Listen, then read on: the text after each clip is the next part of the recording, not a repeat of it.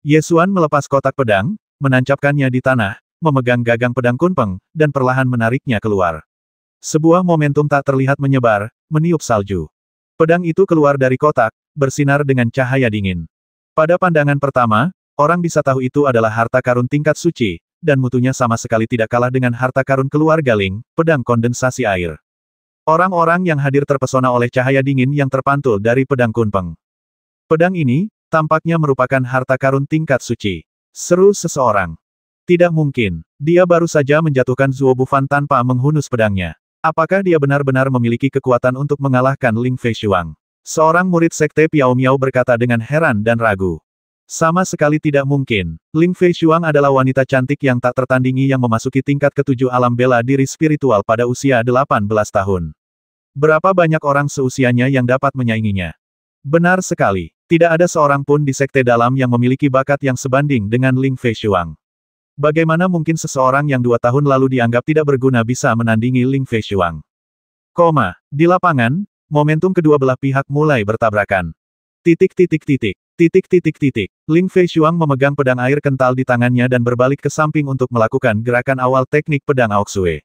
Aura tak kasat mata melesat ke langit, menyebabkan salju yang terkumpul beterbangan dan berputar menjauh. Ye Xuan perlahan menarik keluar pedang Kunpeng. Konsepsi artistik pedang itu seperti bilah tornado, menerobos salju dan kabut, memperlihatkan ujung tajamnya. Aura kedua belah pihak bertabrakan, dan bahkan sebelum mereka mulai bertarung, konfrontasi aura sudah sangat intens. Aura keduanya mendorong salju, membentuk dua lingkaran bebas salju. Kedua lingkaran ini adalah aura dua orang yang bertabrakan dan saling menekan, dan salju tipis didorong maju mundur oleh aura tersebut. Bahkan para pengikut sekte Piao Miao dengan tingkat kultivasi rendah dapat melihat bahwa tabrakan aura kedua orang itu sangat hebat. Teruskan saja, aku tidak akan menyakitimu. Setelah pertempuran ini, dendam kita akan sepenuhnya terbayar. Aku harap setelah kau kalah, kau akan melupakan namaku Ling Feishuang, dan kita tidak akan pernah bertemu lagi mulai sekarang. Kata Ling Feishuang dengan nada dingin. Itulah yang kumaksud. Tapi aku tidak akan kalah hari ini, kata Ye Xuan dengan tegas. Mata Ling Feishuang menunjukkan sedikit kebanggaan, dia menggelengkan kepalanya dan tersenyum. Tidak, kamu akan kalah. Kultivasimu hanya tingkat kedua dari alam bela diri spiritual, yang terlalu rendah di hadapanku, yang berada di tingkat ketujuh dari alam bela diri spiritual. Aku tidak yakin seberapa jauh kamu dapat berkembang jika aku memberimu 10 tahun lagi, tetapi saat ini, aku, Ling Feishuang, tidak dapat dikalahkan olehmu. Kalau begitu, biarkan aku melihat kualifikasi apa yang bisa kamu banggakan. Ye Xuan berteriak dan bergegas menuju Ling Feishuang. Dia menggunakan 9 pedang angin dan petir dan menyerang dengan gaya tusukan pedang yang cepat. Dalam sekejap mata, dia sudah berada di depan Ling Feishuang. Ling Feishuang menangkis dengan pedangnya dan membalas dengan teknik pedang Aoksue. Kedua lelaki itu mulai bertarung, pedang mereka saling beradu, dan rentetan kembang api ditembakkan disertai suara berdenting. Setelah 3 gerakan, Ling Feishuang memaksa Ye Xuan mundur dengan gerakan Hui Feng Wusue, dan berkata dengan suara yang dalam, kamu terlalu lemah. Jika kamu hanya tahu ilmu pedang tingkat Xuan, kamu pantas kalah. Sambil berbicara, dia mengangkat pedangnya dan melontarkan energi pedang yang membelah salju dan menebas ke arah Ye Xuan. Kau terlalu banyak berpikir. Ye Xuan mengangkat pedangnya dan menebasnya, energi pedang itu menembus udara dan bertemu dengan energi pedang Aoksue. Kedua energi pedang itu bertabrakan dan terpecah, memotong salju di tanah menjadi potongan-potongan yang tak terhitung jumlahnya. Sebelum pertarungan, Ye Xuan memasukkan kotak pedang ke salju di belakangnya. Saat dia mengayunkan pedang energinya, dia menggerakkan tangan kirinya, pedang burung pipit naga mengeluarkan suara mendengung, melayang keluar dari wadah pedang, menerobos pedang energi yang bergejolak, dan melesat ke arah Ling Feishuang. Mata Ling Feishuang terfokus, lalu dia cepat-cepat mengangkat tangannya, mengedarkan energi sejatinya, dan menyerang dengan Ethereal Divine Palm Snow Fights Frost. Wah, kekuatan telapak tangan itu mengenai pedang burung pipit naga dan menjatuhkannya ke belakang. Segera setelah itu, Ye Xuan mengangkat pedangnya dan menyerang lagi. Kedua pria itu sekali lagi terlibat dalam pertarungan jarak dekat, dan pertarungan menjadi semakin sengit.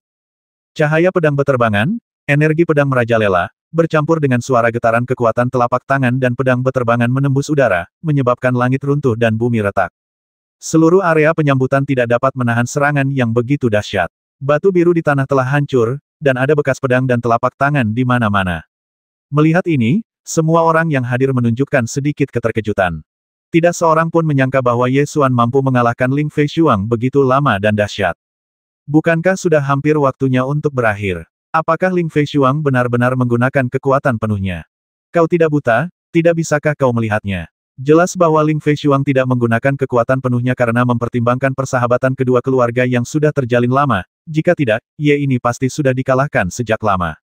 Ling Feishuang sendiri sangat jelas apakah dia menggunakan kekuatan penuhnya atau tidak. Jika Anda bertanya apakah saya telah memainkan kartu truf, jawabannya adalah ya. Namun jika Anda mengatakan saya belum menggunakan kekuatan penuh saya, itu sama sekali bohong. Dia berusaha sekuat tenaga, tetapi dia tidak menyangka Ye Xuan mampu bertarung sampai sejauh ini, dan mampu menyerang dan bertahan tanpa berada pada posisi yang tidak menguntungkan. Diikat oleh lawan yang 5 tingkat lebih rendah darinya adalah sesuatu yang tidak bisa dia toleransi. Terlebih lagi, orang ini adalah Ye Xuan. Wajah Ling Feishuang menunjukkan sedikit kemarahan, dan dia berteriak, karena kau bisa bertahan selama ini, kau berhak melihat gerakanku. Xiao Xiang Des, tunjukkan dirimu. Aoxue Suo Tian Suang Jue. Setelah teriakan halus itu, roh bela diri muncul. Di belakang Ling Feishuang, seekor ikan des merah muncul, dengan sirip yang sangat panjang yang tampak seperti kipas yang mengepak. Saat ikan mas Xiao Xiang Ling muncul, aura yang kuat menyebar. Pedang air kental diangkat tinggi, dan gerakan pedang yang sangat kuat digunakan, dengan kekuatan dahsyat menyapu alun-alun penyambutan dalam sekejap. Kelihatannya, itu adalah ikan mas Ling Xiao Xiang, roh bela diri tingkat bumi. Ditambah dengan teknik pedang Aoxue dan Tian Suang Jue, kali ini orang bernama Ye akan dikalahkan. Seorang murid dari Sekte Piao Miao berkata dengan gembira. Tepatnya, dia akan mati. Bahkan jika dia selamat, dia akan cacat. Seseorang di dekatnya menambahkan. Teknik pedang Aoxue, yang diperkuat oleh semangat bela diri tingkat bumi, menebas ke bawah, dan cahaya pedang yang terang menyambar, seolah-olah hendak membelah seluruh alun-alun penyambutan menjadi dua. Ye Xuan tidak menunjukkan tanda-tanda kelemahan. Dia berteriak keras, dan kekuatan kedua roh bela diri meledak, menggunakan keterampilan unik Dewa Pedang. Pedang Guntur Zenyu. Dentang. Wah! Dua gerakan pedang itu bertabrakan dan menimbulkan suara yang mengejutkan. Meskipun jiwa bela diri tingkat manusia ganda, tingkat ke-8 dan tingkat ke-9 tidak sebaik jiwa bela diri tingkat bumi Xiao Xiang Lingyu, keterampilan unik Dewa Pedang lebih baik. Dalam tabrakan berkekuatan penuh, kekuatannya sama. Kedua sisi tajam itu bertabrakan, menciptakan hembusan angin yang dahsyat yang menghancurkan bumi, mengangkat bebatuan dan tanah, serta membuat kepingan salju beterbangan di langit. Bumi berguncang, mengejutkan semua orang yang hadir. Setelah gerakan ini, Ye Xuan dan Ling Feishuang menghindari gelombang udara dan masing-masing melompat mundur 10 langkah. Ling Feishuang akhirnya menunjukkan ekspresi terkejut di wajahnya. Dia tidak menyangka bahwa Ye Xuan benar-benar dapat mengambil pedang ini. Ini adalah pedang terkuatnya. Dia merasa luar biasa bahwa seorang lawan di tingkat kedua alam bela diri spiritual dapat melakukan ini. Kau benar-benar bisa mengambil pedang ini. Tidak hanya pedang ini, aku bisa mengambil pedangmu yang manapun. Aku tidak hanya bisa mengambilnya, tetapi aku juga bisa mengalahkannya. Ye Xuan perlahan-lahan memperlihatkan senyum percaya diri, dan aura seorang pria kuat muncul secara spontan. Mata Ling Feishuang sedikit menggelap, dan dia memarahi Ye Xuan, kamu terlalu sombong. Namun, kekuatan dan kultivasimu tidak sebanding dengan kesombongan ini. Benarkah? Bagaimana denganmu? Ye Xuan bertanya sambil terkekeh. Wajah Ling Feishuang berubah dingin, dia membentuk segel dengan tangannya, dan berkata dengan suara yang dalam apakah menurutmu aku benar-benar tidak bisa mengalahkanmu?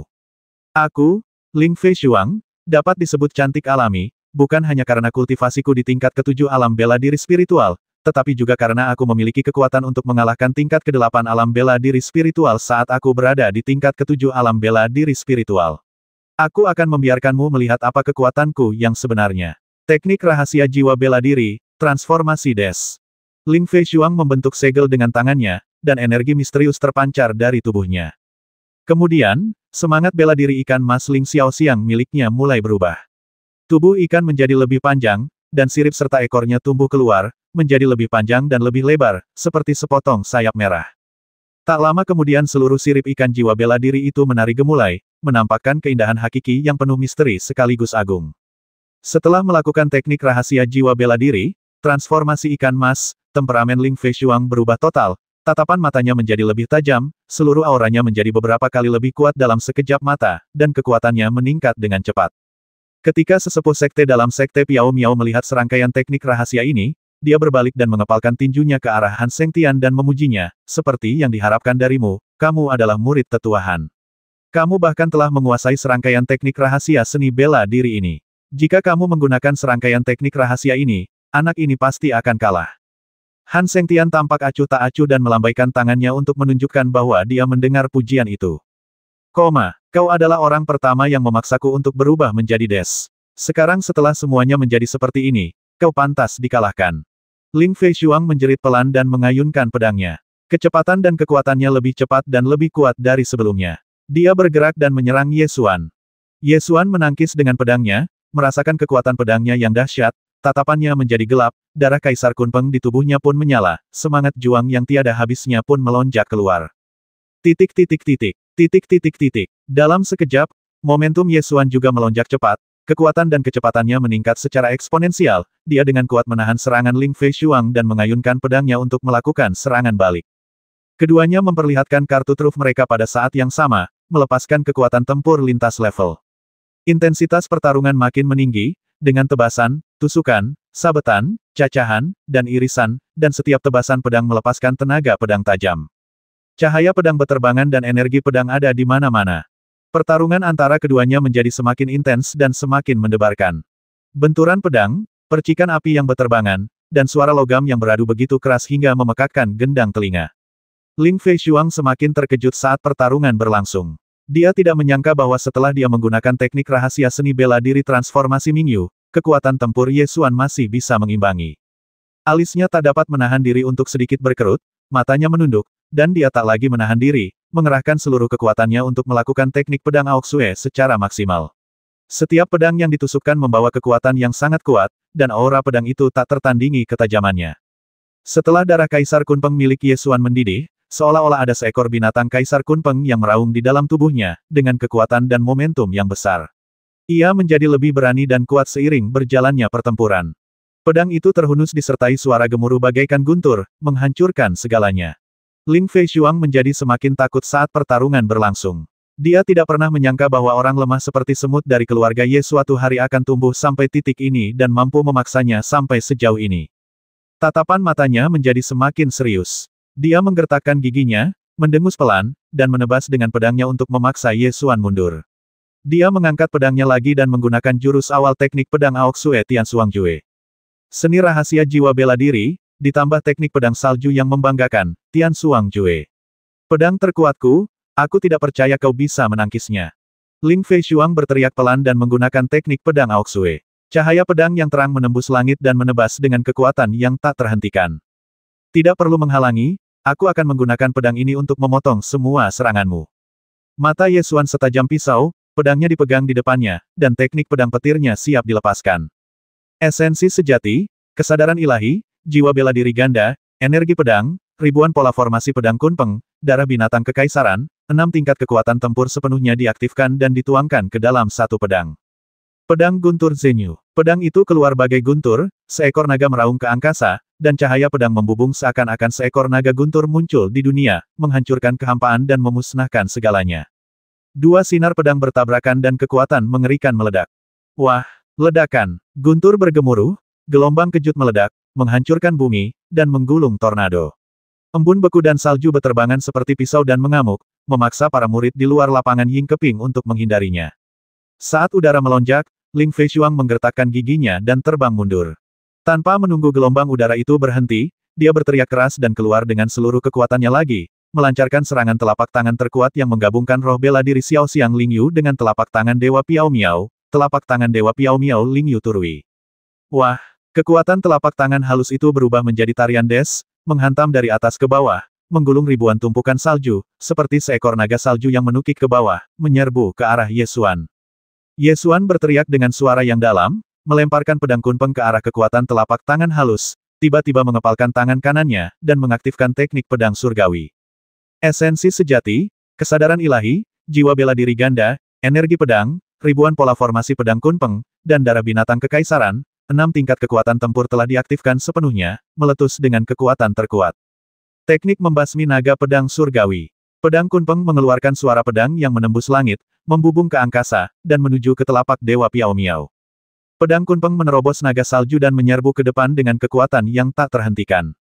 Setelah menerobos kekuatan telapak tangan, pedang kunpeng berdering lagi, dan energi pedang setinggi 100 kaki meledak, menembus ke arah Ling Feishuang dari atas ke bawah, seperti bima sakti yang jatuh ke tanah, tak terhentikan. Ah! Wajah Ling Feishuang menunjukkan keterkejutan, dia berteriak, dan jatuh dari udara. Teknik pembantaian naga pedang surgawi menebas Ling Feishuang dari udara. Energi pedang sepanjang 100 kaki menembus ke dalam bumi, mengguncang puncak Piao Miao dan meledakkan lubang yang dalam di tanah. Setelah gerakan ini, Ling Feishuang jatuh dari udara. Meskipun dia masih bisa bertahan di bawah serangan Ye Xuanliu, rambut hitam panjangnya acak-acakan. Di mana aura putri surga yang sombong di masa lalu? Kabut salju menghilang, dan semua orang menatap kedua orang di lapangan dengan bingung. Keraguan yang tak terbayangkan muncul dalam hati mereka, Ling Feishuang tersesat. Bagaimana itu mungkin? Namun, inilah realitanya. Rambut hitam Ling Feishuang berkibar tertiup angin, wajahnya masih sangat cantik, tetapi sepasang matanya yang tajam memancarkan pandangan yang rumit. Aku kalah, aku kalah. Dia bergumam pada dirinya sendiri, wajahnya penuh dengan keengganan, keterkejutan dan kebingungan, yang rumit dan sulit dipahami. Ye Xuan mengangkat kepalanya untuk menatapnya dan bertanya lagi pertanyaan yang sama yang diajukannya 2 tahun lalu. Ling Feishuang, apakah kamu masih berpikir bahwa aku, Ye Xuan, akan menjadi orang yang tidak berguna selama sisa hidupku? Kamu. Dalam sekejap, lapisan kabut memenuhi mata Ling Feishuang, dan dia merasa sangat sedih. Dia membangkitkan jiwa bela dirinya pada usia 5 tahun, memadatkan kinya pada usia 7 tahun, dan menjadi murid sejati Sekte Piao Miao pada usia 13 tahun. Bagaimana mungkin dia bisa dikalahkan seperti ini? Namun, hari ini dia dikalahkan oleh sepotong sampah dari keluarga Ye yang tidak pernah dia anggap serius. Tidak, hari ini, orang di depannya bukan lagi orang yang tidak berguna dari keluarga Ye. Bukan saja dia bukan orang yang sia-sia, tetapi bakatnya dalam seni bela diri juga sangat kuat, sehingga tidak ada seorang pun di Sekte Piao Miao yang dapat menandinginya. Tidak hanya di Sekte Piao Miao, bahkan di benua Jiushu, tidak ada seorang pun yang dapat menandinginya. Pada saat ini, dia merasakan sesuatu yang belum pernah dirasakannya selama 18 tahun terakhir: frustrasi, ketidakmauan, kehinaan, dan bahkan sedikit penyesalan. Pada saat ini, seakan-akan ada suara yang bergema di telinganya dalam waktu 3 tahun, aku akan mendaki puncak Piao Miao dan melihat siapa di antara kamu dan aku yang bisa menginjakan kaki di bulan dan naik ke surga. Dalam waktu kurang dari 3 tahun, pernyataan ini menjadi kenyataan. Siapakah yang dapat naik ke surga di bulan? Siapakah yang hanya dapat menjadi manusia biasa? Aku kalah, dan aku kalah dengan enggan. Namun, dia terlalu lemah untuk bertarung lagi.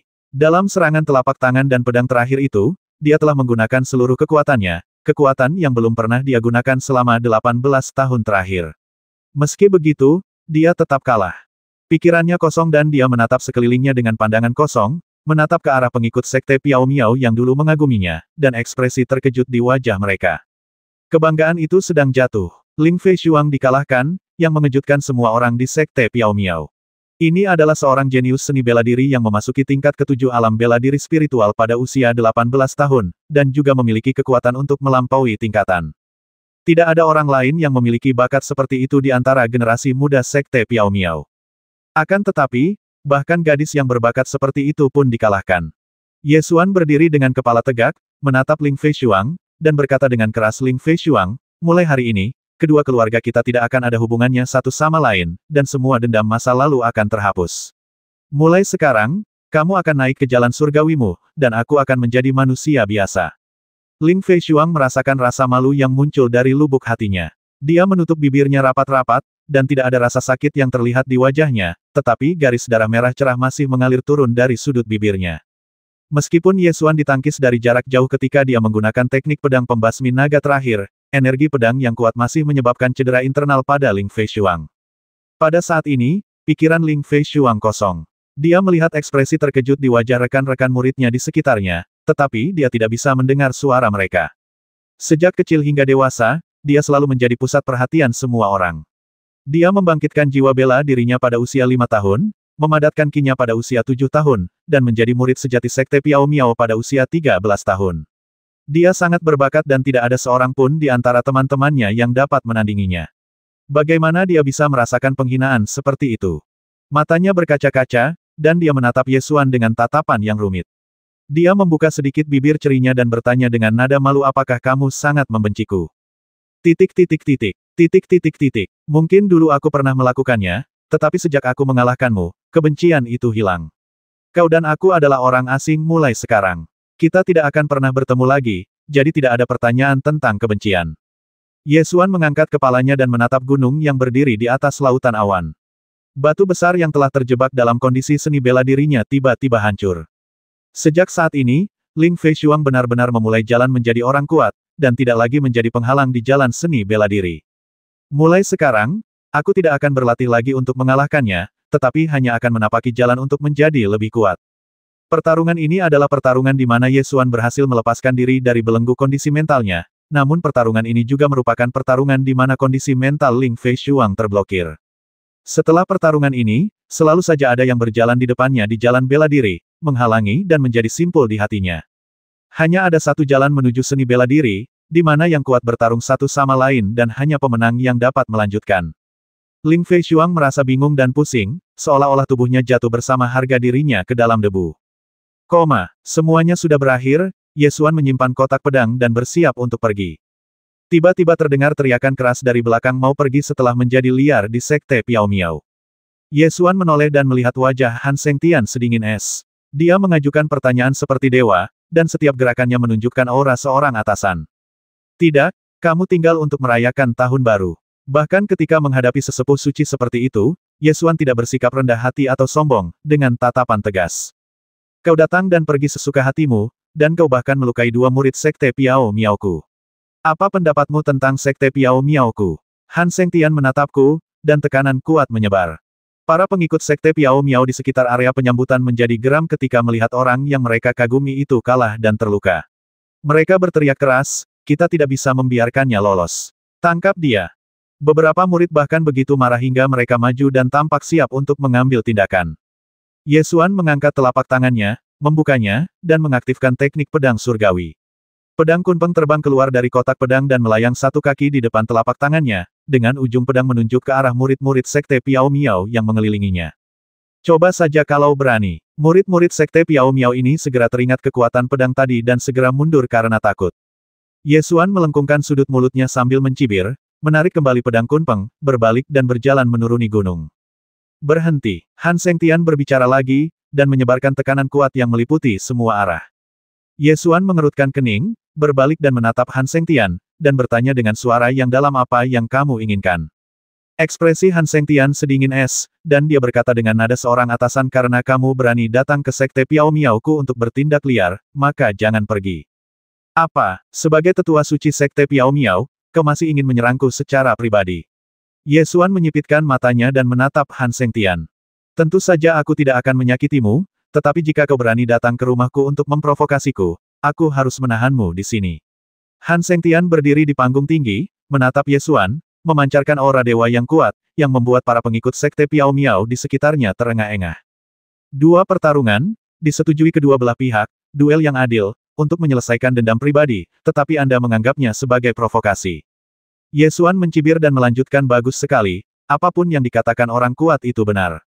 Jika kamu ingin menyerangku, katakan saja secara langsung, tidak perlu mencari-cari alasan. Mata Han Sengtian menjadi gelap. Sebagai seorang tetua suci dari sekte Piao Miao, tidak mudah baginya untuk menyerang murid inti sekte Tianjian karena statusnya.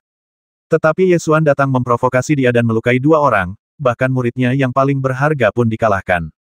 Jika mereka membiarkan Ye Xuan pergi seperti ini, sekte Piao Miao akan kehilangan muka. Jangan coba-coba berdalih. Aku akan menjagamu dan tidak akan pernah menyakitimu. Aku hanya akan membawamu ke sekte Tianjian untuk meminta penjelasan dan melihat siapa yang mengajarimu berani membuat masalah di sekte Piao Miaoku. Teriak Han Sengtian. Ini langkah yang cerdas. Jika dia benar-benar ditangkap olehnya dan dibawa ke sekte Tianjian pasti akan menghukumnya karena hubungan antara kedua sekte tersebut. Ye Xuan bertepuk tangan dan memuji trik yang bagus. Aku ingin bertanya, kamu sangat pandai bermain trik, apakah kamu masih bertekad dalam seni bela dirimu? Dari zaman dahulu hingga sekarang, mereka yang tergila-gila pada bela diri memiliki seni bela diri yang mencapai langit. Seorang ahli strategi yang baik dapat menaklukkan dunia. Tidak ada perbedaan di antara keduanya. Seorang fanatik bela diri tidak pandai membuat rencana jahat. Tidak peduli konspirasi atau dilema apa yang dihadapinya, ia akan menghancurkannya dengan kekerasan. Seorang ahli strategi yang baik pandai memanfaatkan situasi, membuat rencana di dalam tenda, dan memenangkan pertempuran ribuan mil jauhnya. Keduanya memiliki kelebihannya sendiri. Jika harus memilih di antara keduanya, Ye Xuan ingin menjadi seorang fanatik seni bela diri, dan jika ragu, dia akan menyelesaikan masalah tersebut dengan satu pedang. Seorang ahli strategi yang baik dapat menghitung takdir, mengubah dunia, dan menguasai dunia. Ini adalah kebijaksanaan yang luar biasa. Namun, tidak semua orang memiliki kebijaksanaan yang hebat, dan kebanyakan dari mereka hanyalah orang-orang yang suka berkonspirasi dan menggunakan tipu daya. Saat Ye Xuan bertanya pada Han Sengtian apakah pola pikirnya dalam seni bela diri sudah mantap, dia sebenarnya sedang mengejeknya karena sedang bermain trik. Bagaimana mungkin Han Sengtian tidak mendengarnya? Dia langsung sedikit marah dan berkata dengan suara yang dalam bahkan jika kamu fasih, aku akan menahanmu di sini hari ini. Kalau begitu mari kita lihat apakah kamu memiliki kemampuan untuk melakukannya. Ye Xuan melompat dan terbang menuruni gunung. Tetaplah di sini. Han Sengtian berteriak dengan suara berat, mengangkat tangannya dan meraih Ye Xuan di udara. Suatu energi tak kasat mata melonjak keluar dan dalam sekejap mata mencapai atas kepala Ye Xuan, mengembun menjadi telapak tangan besar dan mencengkeram ke bawah. Mata Ye Xuan terfokus, lalu dia cepat-cepat menghunus pedangnya dan menebas ke atas. Wah, energi pedang menebas telapak tangan besar itu, meninggalkan bekas pedang yang dalam. Akan tetapi, tetua suci dari Sekte Xianshan memiliki kultivasi yang begitu mendalam sehingga ia menggenggam dengan tangan besarnya seolah-olah langit runtuh dan bumi retak, menggulung salju yang terkumpul dan mengubahnya menjadi penjara es, menjebak Ye Xuan di dalamnya. Han Sengtian berjalan menuruni peron, menginjak salju, dan melangkah maju selangkah demi selangkah, seolah-olah dia telah menangkap seekor tikus kecil dan ingin melihatnya lebih dekat. Wajah Ye Xuan dipenuhi amarah. Dia mengeluarkan manik bundar sebesar kepalan tangan, menatap Han Sengtian, dan berkata dengan suara yang dalam tetua suci memang agung. Aku ingat telapak tangan besar ini. Karena aku dapat memiliki perjanjian 3 tahun pertama, mengapa aku harus takut dengan perjanjian 3 tahun berikutnya? Han Sengtian, dalam 3 tahun, aku akan mendaki puncak Piao Miao lagi. Lalu aku akan melihat apakah kau masih bisa menekanku dengan kultivasimu. Saat Ye Xuan berbicara, sebuah pola naga muncul di belakangnya dan raungan naga menerobos langit. Merasakan aura kuat ini, Han Sengtian mengerutkan kening dan segera ingin mengambil tindakan. Ye Xuan selangkah lebih cepat, menghancurkan penjara es dengan satu telapak tangan, mengaktifkan Xian Yu Orb, dan langsung menghilang dari tempat itu. Saat berikutnya, Ye Xuan muncul di hutan 30 mil jauhnya dari puncak Piao Miao. Ada suatu formasi di tanah, yaitu formasi perjalanan kekosongan abadi. Bola petir itu telah berjongkok di samping formasi, tidak membiarkan apapun mendekat, bahkan serangga pun tidak.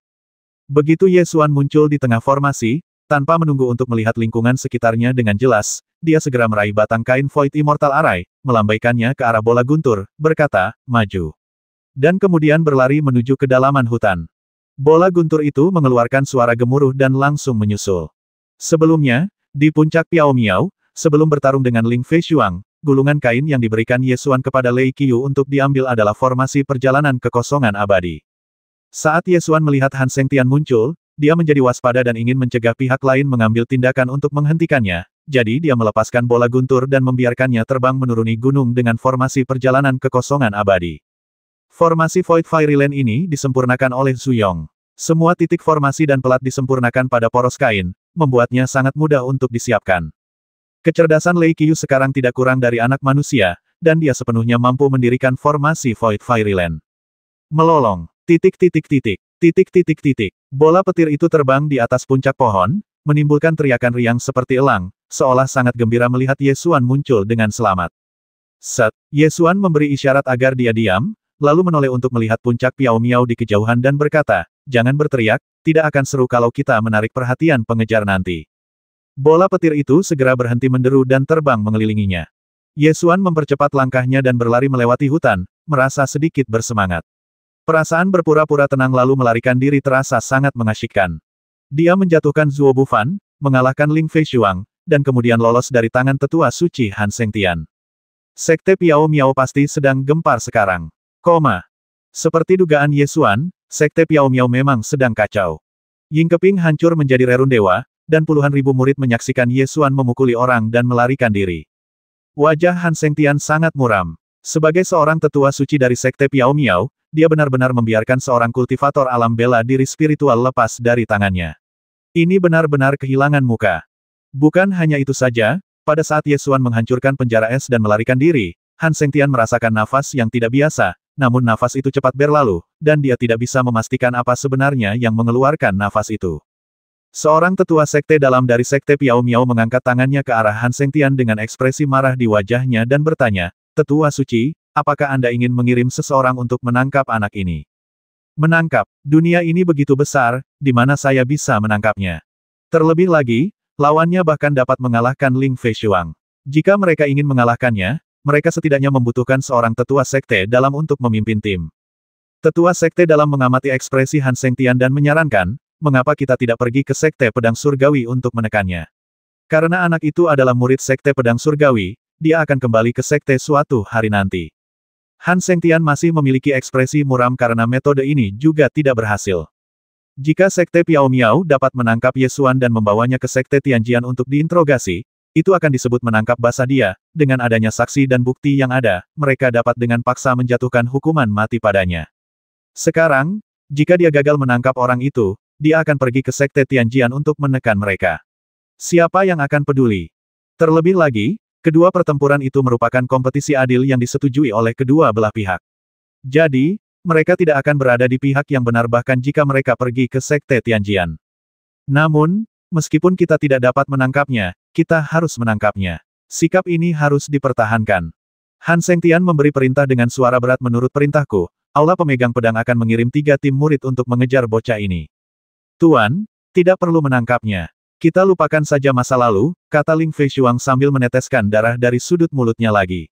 Tiba-tiba dia merasa pusing dan jatuh ke belakang. Di pegunungan dan rawa-rawa terpencil di Vietnam Utara. Ye Xuan berlari cukup lama dan menyadari tidak ada seorang pun yang mengejarnya, maka perlahan-lahan ia melambat. Perseteruan dengan Ling Feishuang telah berakhir. Tidak ada lagi yang bisa dilakukan di Vietnam Utara, dan akhirnya saya bisa pulang. Bei Yuezu paling terkenal dengan tambang Lingxi, tetapi tambang tersebut tersembunyi jauh di bawah tanah dan memerlukan pengrajin khusus untuk mengeksplorasi dan menambangnya. Oleh karena itu, Anda tidak dapat menggali tambang batu roh hanya dengan berdiri di negara bagian Bei Yue. Karena banyaknya urat batu spiritual, obat-obatan spiritual langka sering tumbuh di pegunungan dan rawa-rawa yang dalam di Vietnam Utara, dan monster-monster yang kuat juga muncul di sana. Untuk kembali ke kota Liu Yun, seseorang harus melewati hutan yang sangat luas. Sekarang dia sudah di sini, Ye Xuan tinggal melepaskan kacang hitam dan mencari ramuan di sepanjang jalan. Hei Dou memang tikus pemburu obat, karena ia bisa menggali ramuan obat yang berharga hampir setiap hari. Jadi, Hei Dou bertanggung jawab untuk menemukan obat. Ye Xuan dan Lei Qiu bertanggung jawab untuk memburu monster dan melintasi hutan Vietnam Utara. Selama pembasmian brutal itu, darah binatang buas kekaisaran di bola guntur menjadi semakin kuat, dan ketika marah, kekuatan samar binatang buas kekaisaran terpancar darinya. Beberapa monster tingkat rendah menjadi takut. Pria, burung, dan tikus memburu monster sambil bergerak maju. Apa yang dimakannya setiap hari adalah daging monster. Nafsu makan Lei Qiu semakin bertambah. Dia bisa makan setengah monster sekaligus. Namun ada masalah yang lebih serius. Makhluk kecil ini makan banyak, tetapi tidak tumbuh. Ukurannya masih sebesar semangka, dan bulunya halus dan bulat. Ada banyak jenis monster yang diburu di sepanjang jalan, mulai dari tingkat Yuanwu kedua dan ketiga hingga tingkat Lingwu kelima dan keenam. Ye Xuan melahap banyak jiwa binatang, dan menaikkan level jiwa bela diri api hitam dan jiwa bela diri elang guntur badai ke puncak tingkat ke-9 tingkat manusia. Akan tetapi, setelah 2 jiwa bela diri itu mencapai puncak tingkat ke-9 tingkat manusia, tidak peduli berapa banyak jiwa bela diri yang mereka lahap, level mereka tidak dapat dinaikkan. Namun, potensi pertumbuhannya sedikit meningkat. Di bawah pola cahaya roh bela diri Storm Thunder Eagle, titik cahaya kelima muncul, yang merupakan potensi pertumbuhan bintang 5. Jika kedua jiwa bela diri ini tidak dapat menembus batas tingkat manusia dan memperoleh jiwa bela diri yang lebih kuat di masa mendatang, mereka pasti akan tersingkir secara bertahap. Namun, Ye Xuan tidak ingin melenyapkan kedua jiwa bela diri ini, terutama jiwa bela diri Storm Thunder Eagle. Ada hubungan darah antara Storm Thunder Eagle Martial Spirit dan Thunderball. Setiap kali Storm Thunder Eagle Martial Spirit muncul, Thunderball akan sangat senang. Ia akan muncul dan menggesekkan kepalanya ke Thunderball, sambil mengeluarkan suara mendekut, seolah-olah ia bertingkah genit. Malam itu, Hei Dou menemukan obat ajaib lain, namun setelah mendekati jarak 1000 meter, dia tidak berani mendekat lagi dan berbalik sambil mencicit. Begitu Ye Xuan mendengarnya, dia tahu bahwa obat spiritual ini dijaga oleh binatang buas, dan menilai dari reaksi Hei Dou, binatang buas itu memiliki peringkat yang cukup tinggi. Karena ada monster, kita harus berhati-hati. Ye Xuan menunjuk ke arah bola guntur dan menunjuk ke langit. Bola guntur itu segera terbang tinggi ke angkasa, melayang di atasnya, perlahan-lahan menurunkan ketinggiannya, dan semakin dekat untuk mengamati monster itu. Mengaum, tiba-tiba terdengarlah auman binatang yang aneh di dalam hutan. Jelaslah bahwa kemunculan bola petir itu membuat monster itu marah. Melolong, bola guntur itu tidak mau kalah, lalu bersiul di udara dan menghadapinya. Mengaum, melolong, Ye Xuan menyelinap ke arah asal suara itu, dan segera melihat monster itu melalui celah-celah di antara cabang-cabang pohon. Itu adalah kelabang raksasa yang panjangnya lebih dari 30 meter. Kelabang itu melingkar di pohon raksasa, taringnya dan mulutnya yang besar mengeluarkan suara menderu-deru seperti bel, yang sangat tidak mengenakan sampai-sampai membuat kulit kepala orang mati rasa. Ye Xuan dengan hati-hati mengidentifikasi penampilan kelabang dan dengan cepat menentukan bahwa itu adalah kelabang pemakan angin. Kelabang pemakan angin merupakan monster tingkat seni bela diri spiritual yang dapat mencapai tingkat ke-7 seni bela diri spiritual saat mencapai usia dewasa. Kelabang pemakan angin ini panjangnya 30 meter dan levelnya seharusnya telah mencapai puncak level ke-7 dari kelas bela diri spiritual. Ia adalah monster yang sangat berbahaya di Vietnam Utara. Saat berada dalam jarak 300 meter dari kelabang penelan angin, Ye Xuan merasakan angin dingin bertiup dari depan. Setelah diamati lebih dekat, ternyata sarang kelabang pemakan angin itu sebenarnya adalah sebuah kolam dingin. Ada sebuah pohon besar yang tumbuh di samping kolam dingin, dan pohon itu adalah pohon beach es.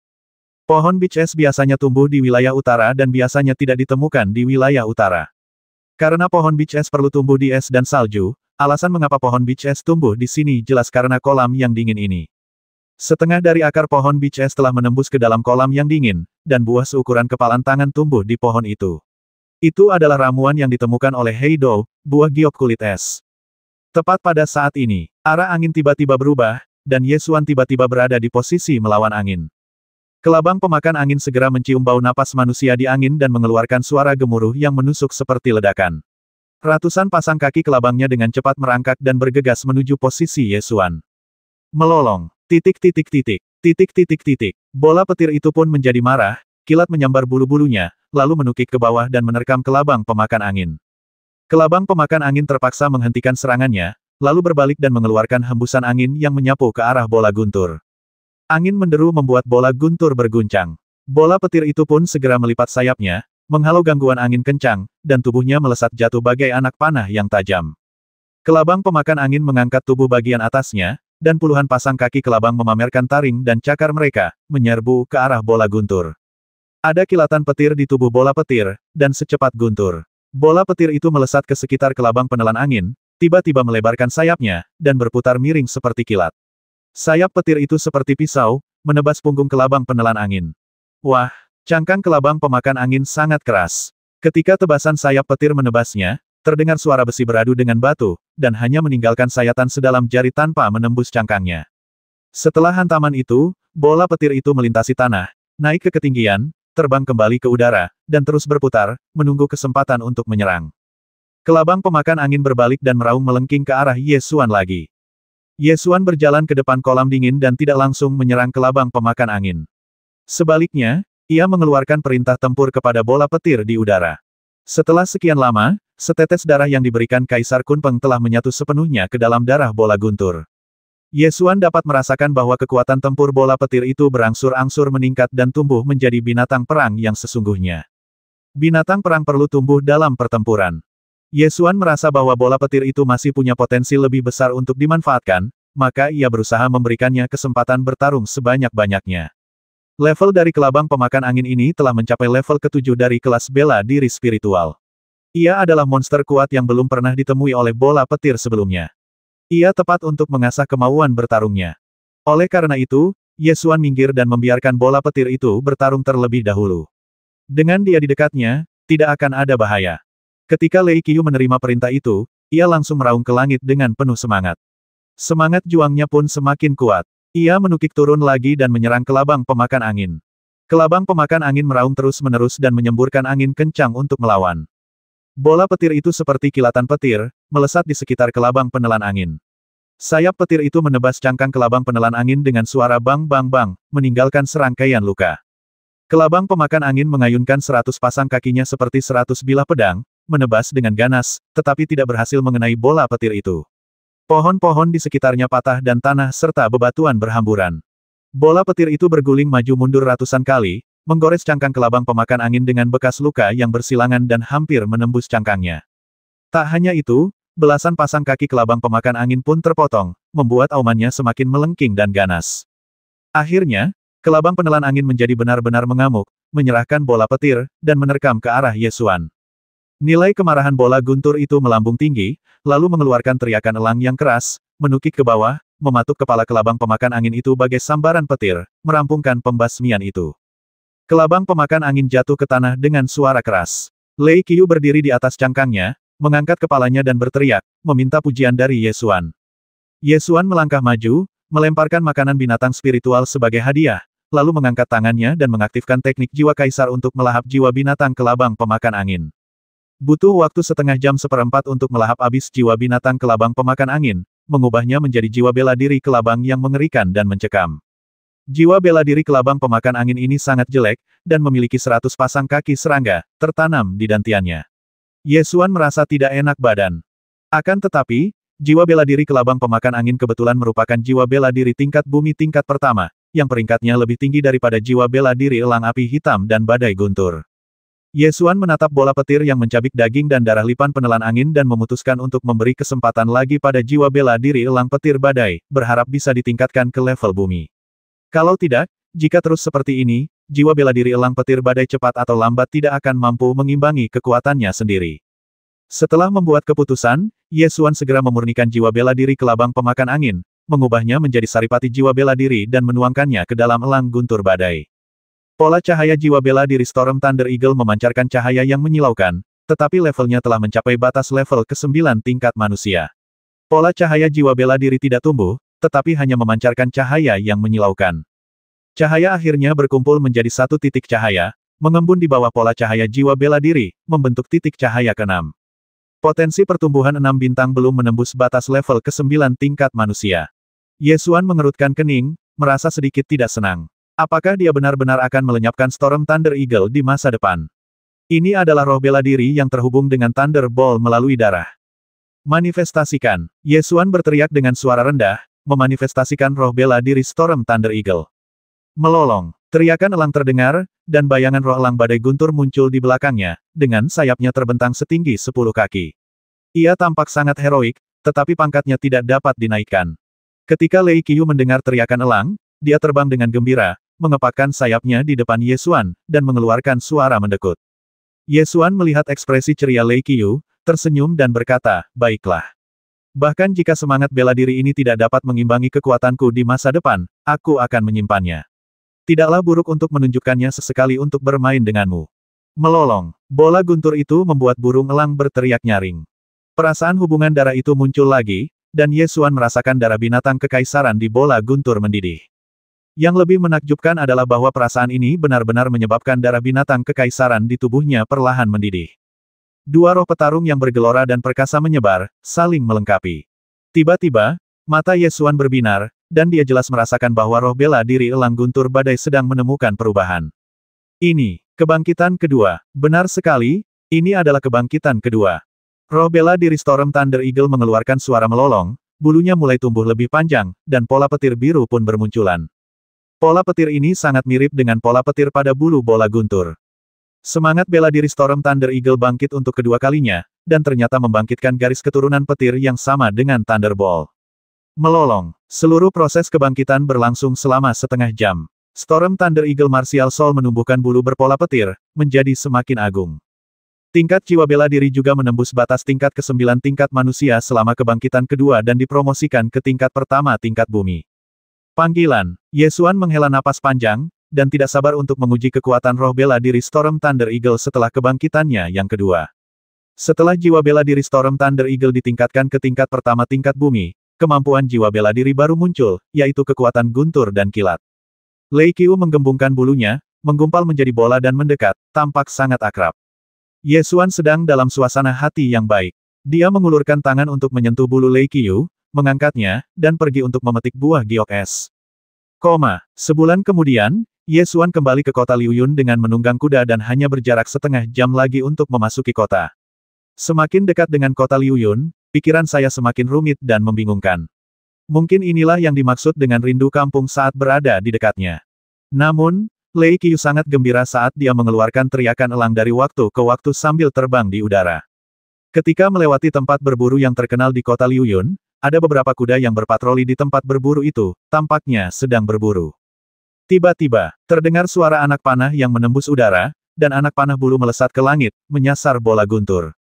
Ye Xuan melihat anak panah itu namun tidak melakukan apapun. Karena panah ini terlalu lambat.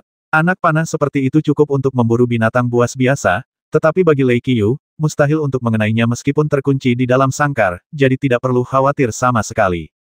Benar saja, anak panah itu melesat ke langit, tetapi bola petir itu tidak menghindari anak panah itu. Sebaliknya, bola petir itu malah melaju ke arahnya, seolah-olah sedang bersaing dengan anak panah itu dalam hal kecepatan. Bola petir itu pertama-tama melampaui anak panah itu, lalu berbalik, melampauinya lagi, lalu berbalik lagi, dan melakukannya lagi. Titik. Bola petir itu terbang ke atas, ke bawah, ke kiri dan ke kanan di antara anak panah, bersenang-senang sekali. Lelaki yang sedang memanah di tanah diolok-olok oleh seekor burung dan langsung menjadi marah. Ia membengkokkan busurnya dan memanah lagi, tetapi hasilnya tetap sama. Ia sama sekali tidak berhasil melukai bola petir itu, tetapi malah membuatnya marah. Thunderbolt menjerit, menukik turun dari langit, dan dengan satu sayapnya menjatuhkan pria itu dari kudanya. Begitu dia kembali ke kota Liuyun, Ye Xuan tidak ingin menimbulkan korban jiwa apapun, jadi dia menunggang kudanya dengan cepat. Orang yang melepaskan anak panah itu adalah seorang prajurit berjubah hijau. Ia bangkit dari tanah dan mengumpat dengan marah, dasar burung yang patah, kau cari mati. Dan ingin menyerang bola petir itu. Ye Xuan segera berteriak, saya menyarankan Anda untuk tidak memprovokasinya, jika tidak, Anda akan menanggung konsekuensinya. Prajurit berjubah hijau itu menyipitkan matanya, menatap Ye Xuan dari atas ke bawah, dan bertanya, siapa kamu? Seseorang yang tidak mampu kau ganggu. Jawab Ye Xuan. Tidak sanggup menyinggung. Haha, apakah ada orang di kota Liuyun yang tidak sanggup aku, Gao Yongwu, ganggu? Prajurit berjubah hijau itu berkata dengan arogan, kau membesarkan elang petir ini, kan? Aku secara resmi memberitahumu bahwa aku akan merebus elang petir untukmu hari ini. Ye Xuan tertawa terbahak-bahak dan berkata dengan ekspresi santai, aku sudah menasihatimu. Jika kamu masih ingin melakukan ini, terserah padamu. Dengan kultivasi alam Yuan Wumu, kamu benar-benar tidak dapat menahan cakaran darinya. Prajurit berjubah hijau itu mencibir, kau melebih-lebihkan. Lupakan saja, suasana hatiku sedang baik, aku akan membiarkanmu pergi. Ye Xuan menggelengkan kepalanya dan tersenyum, melambaikan tangan ke Lei Qiu, ayo, pulang. Setelah berkata demikian, Ye Xuan ingin pergi dengan kudanya. Prajurit berjubah hijau itu mendengus dingin dan berteriak, berhenti. Kau ingin pergi hanya karena kau menyinggung perasaanku, Gao Yongwu. Mata Ye Xuan menjadi gelap, dia mengangkat telapak tangannya, mengedarkan energi sejatinya, dan memadatkan gelombang hunyuan di telapak tangannya. Gelombang hunyuan berputar cepat, mengandung kekuatan dahsyat. Prajurit berjubah hijau itu baru berada di alam Yuanwu. Ketika dia melihat hunyuan Bo, matanya melebar dan keringat dingin menetes di dahinya. Spiritual, tingkat spiritual. Apakah kau masih ingin menghentikanku? Ye Xuan bertanya dengan dingin. Tidak, aku tidak berani, aku buta dan telah menyinggungmu. Prajurit berjubah hijau itu meminta maaf dengan tergesa-gesa. Di dunia ini, yang kuat dihormati. Bila orang dari alam Yuanwu menyinggung orang dari alam Lingwu, tidak ada jalan lain baginya selain mati. Oleh karena itu, setelah prajurit berjubah hijau mengetahui tingkat kultivasi yang ditunjukkan oleh Ye Xuan, dia begitu ketakutan hingga seluruh tubuhnya gemetar dan buru-buru meminta maaf, takut kalau Ye Xuan akan melemparkan gelombang hunyuan ke kepalanya. Ye Xuan melambaikan tangannya untuk membubarkan gelombang hunyuan, lalu menunggang kudanya dan bergegas menuju kota Liuyun. Setelah Ye Xuan pergi, prajurit berjubah hijau itu masih terkejut. Dia melihat sosok yang menghilang di kejauhan, mengerutkan kening dan berkata pada dirinya sendiri, bagaimana mungkin alam bela diri spiritual muncul di kota Liuyun. Kota Liuyun hanyalah sebuah kota kecil di benua Jiushu. Tak satu pun dari 3 keluarga seni bela diri utama di kota itu yang telah mencapai ranah Lingwu. Bukan hanya ranah Lingwu, tetapi bahkan mereka yang telah mencapai ranah Yuanwu tingkat ke-8 pun sangat jarang. Setengah jam kemudian, Ye Xuan akhirnya berdiri di kaki kota Liuyun, merasakan emosi yang tak terlukiskan di hatinya. Akhirnya kembali. Setelah 2 tahun menghilang, aku telah melepaskan belenggu di hatiku dan suasana hatiku pun banyak berubah. Yang tetap tidak berubah adalah kotanya. Jalanan yang familiar, aroma anggur yang familiar, suara pedagang asongan yang familiar. Setelah melewati pasar seni bela diri dan kembali ke kediaman keluarga Ye, saya tidak bertemu satu pun anggota klan di sepanjang jalan. Ketika saya kembali ke gerbang utama keluarga, saya melihat sekelompok orang berkumpul di depan gerbang, dan saya tidak tahu apa yang mereka lakukan. Ye Xuan berjalan mendekat dan mengamati sekelompok orang itu, lalu mendapati mereka adalah sekelompok orang menyebalkan muda. Salah satu pemuda kekar dengan penampilan garang melihat Ye Xuan, menatapnya dari atas sampai bawah, dan bertanya, apakah kamu ke sini juga untuk menagih hutang? Penagihan utang. Ye Xuan mengerutkan kening dan mengangguk, ya, penagihan utang. Kalian terlambat. Keluarga ini berutang banyak sekali dan mereka bersembunyi di dalam dan tidak berani keluar. Kami juga di sini untuk menagih utang, dan kami telah melakukannya selama beberapa bulan, kata pemuda kekar itu. Ye Xuan menjadi semakin bingung. Dia menerima surat dari Xiang Ling bulan lalu, tetapi surat itu tidak menyebutkan situasi keluarga. Mengapa keluarga itu begitu malu? Berapa banyak keluarga ini berutang padamu? Pemuda kekar itu mengangkat kepalanya dan berkata dengan arogan, termasuk bunganya, totalnya 3 juta tael perak. 3 juta tael perak mungkin tampak seperti jumlah yang besar, tetapi sebenarnya hanya setara dengan 30 batu roh. Kota Liuyun tidak sekaya kota Tianxiao, jadi mata uang utama yang beredar adalah perak.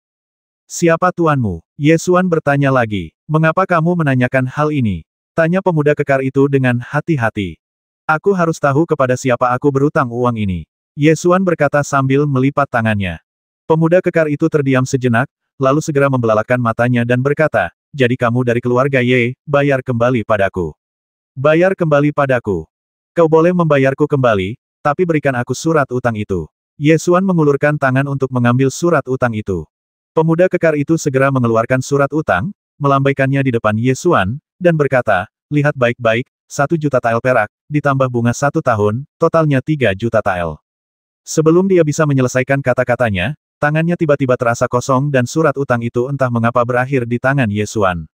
Surat utang itu asli, ada tanda tangan Ye Qingsong, sesepuh dan Fang, di atasnya, tetapi hanya disebutkan jumlah yang terutang adalah 1 juta tael perak, tanpa menyebutkan bunga. Dengan kata lain, itu hanya omong kosong dan pihak lain dapat meminta tingkat bunga berapapun yang mereka inginkan. Ye Xuan melemparkan 10 batu roh dan berteriak, ambil batu roh itu dan keluar. Pemuda kekar itu mengambil batu roh, menghitungnya, dan langsung menjadi marah ini hanya 10 batu roh, dan masih ada kekurangan 2 juta tael bunga.